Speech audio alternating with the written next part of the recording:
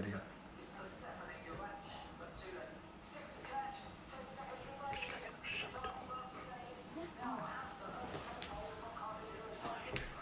Oh, hi there. Sorry, didn't see you. Just finishing off another lovely little lockdown puzzle here. Welcome to another Glengarry live tasting here. So we're kicking this one off with some lovely Chardonnay. Reason I chose Chardonnay, I think there's two really exciting things that the grape variety does. So you've got it grown throughout the world from warm climates like California, places like that, right through to really cool climates. So Chablis, Champagne, and it produces really interesting styles of wine across all those regions. And it also allows winemakers to do some really exciting things. So first off, we're kicking off here with the Seguinot Bordet Bourgogne. So this is another Chardonnay grown by a Chablis producer. Chablis is a region really on the limit of where you can make wine, so struggles a lot with hail, frosts in that really cold climate. So this producer here has actually been producing wines for 13 generations in their family with this company, and they can sort of date their heritage back right through to the 16th century. So this wine here, you'll see, it's called a Bourgogne. So why is it called Bourgogne when they're a Chablis producer? So that pulls from the wider region around Burgundy and including Chablis. And this 2017, they were hit by some really heavy frost. So having to pull some grapes in from some other producers that they know in a year where there's not a lot of grapes sort of grown. So pretty hard thing to do. But as the producer said, when you're 13th generation growing wine in a region, you've got plenty of friends to lean on when there's a tough time. So this wine, 100% Chardonnay, does see a little bit of barrel, but just old barrel, so really neutral sort of style there, from a cool climate, so really lovely acidity comes through here, and just a really clean, pure style of Chardonnay. So we'll give it a go and see what we think.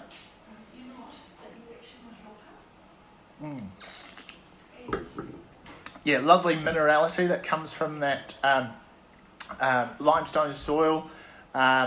Really clean, pure fruit, lovely citrus element, really nice. And since we're tasting at home and there's no spittoon here, I can really sit back and enjoy this one, and we'll move on to wine number 2. Cheers, lovely. All right, wine number 2 here, we have the Zephyr Chardonnay. As you can see, some people have already had a little hoon on this one this afternoon. So Zephyr, made by the Glover family. The winemaker there is Ben Glover. Really amazing family from Marlborough. Moved from dairy into grape growing, and one of the really pioneering families of Marlborough grape growing. And the thing that I like about this wine is it's a really modern sort of style of Chardonnay. So you've got some lovely sort of smoky, sort of grapefruit elements on the nose, and you sort of pick those straight away in the glass. But backed by some lovely citrus elements as well. This Chardonnay, all hand-harvested wild ferment, which adds another extra layer of complexity. And on the palate has amazing texture too, so we'll have a look at that.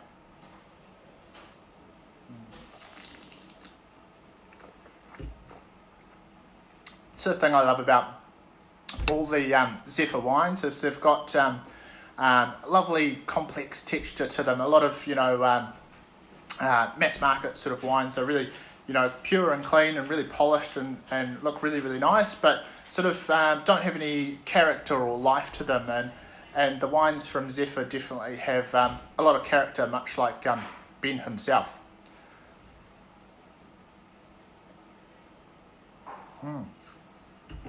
Absolutely delicious Chardonnay there. All right, racing right along. Wine number 3 that we have here is the Emiliana Novas Chardonnay. So from Chile and Casablanca, these guys are really amazing winery. Are now fully biodynamic, organic, and produce vegan wines as well. So I weren't always like that. We sort of led down this path, whereas really amazing thing about Chile, it's a great environment for growing grapes. There's very limited pests. It's a very isolated sort of place, so hasn't sort of been hit with phylloxera and a few of those other things which have hit other regions. So a really great place to push sort of biodynamics.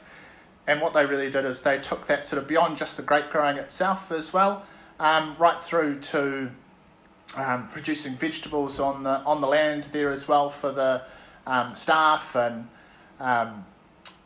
so that they could take home. Obviously, Chile, the average wage for workers is really quite low, so this is something that they could do to really help them along. So in terms of style of this Chardonnay, a little bit warmer. So now we're sort of moving from that really sort of lean sort of citrus spectrum now into a little bit more sort of tropical sort of style as well. Lovely little bit of lees work here as well, where they stir the dead yeast cells once that's finished fermenting and add a lovely creamy element to the wines as well. So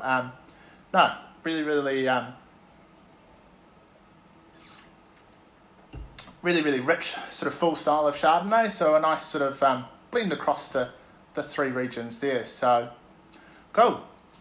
Thank you very much for dropping into our little tasting, and we'll leave you to it. Get back to our bubble and up here in the lovely Whangarei in the far north. Cheers, guys.